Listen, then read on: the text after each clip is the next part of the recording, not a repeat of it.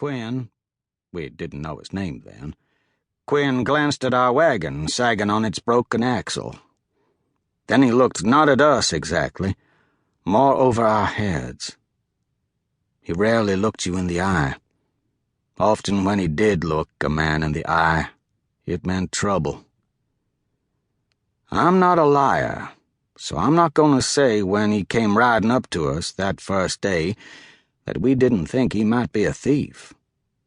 The suspicion lingered days after he took us on, until that time when I saw Quinn fight. Then I knew for sure he was what he said he was.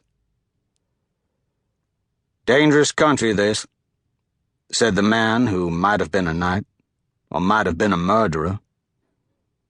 My mother did not reply. "Where are you headed?" he said. "North," said my mother. Her voice was unusually clipped, dismissive. She wanted him to pass on by. "Charleston," he said. My mother said nothing. "Further," he said. My mother nodded just slightly. "Where?" No reply. "I don't mean any harm." She looked at him, openly hostile. "I can help you, ma'am."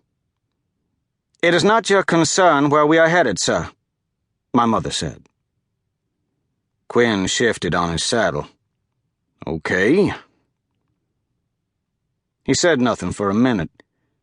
His horse snorted and paced from foot to foot, impatient to be on. His pack pony was already cropping grass. Quinn looked at the wagon. "Not safe.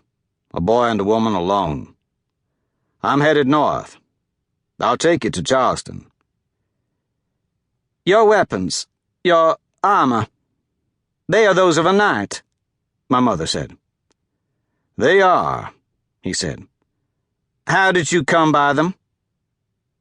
Her eyes strayed to the bare patch on his left shoulder, the place he should have been wearing his badge. If he was a knight, good for us, because they got codes. If he weren't, well, I don't need to spell it out for you. He leaned down, and he did look directly at us for a second. "How do you think?" He swung his leg off his horse and slid to the ground. He stretched in a way that suggested he'd been riding for hours. My mother did not take her eyes off him. He lifted his arms high in the air and bent his back. He smelled of the road and of danger. His sword's hilts knocked together, and I saw him do that little motion that I was to see him do so many times, a hitch and a push at the hilt of his falchion to keep his swords clear of each other. He looked at us for a long time.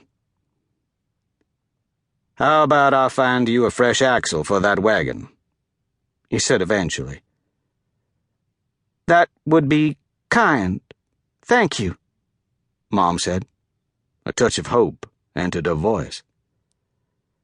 The knight had made no move against us. He looked at the wagon. "You'll need to turn this in to the postmaster in Charleston."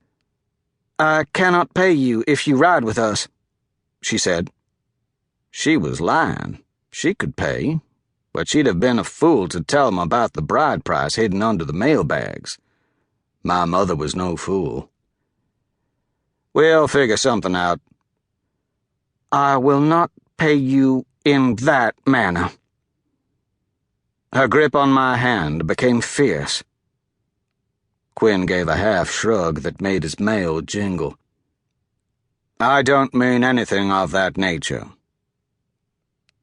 He went to the pony and pulled out an oilcloth bundle and unrolled it on the ground. There were a number of tools inside, all in pockets sewn perfectly to fit them. Worn wooden handles and iron heads poked out of each. They looked like bald orphans tucked up in rows of beds in an orphanage, hopeful to be picked. He pulled out a small saw and a hatchet.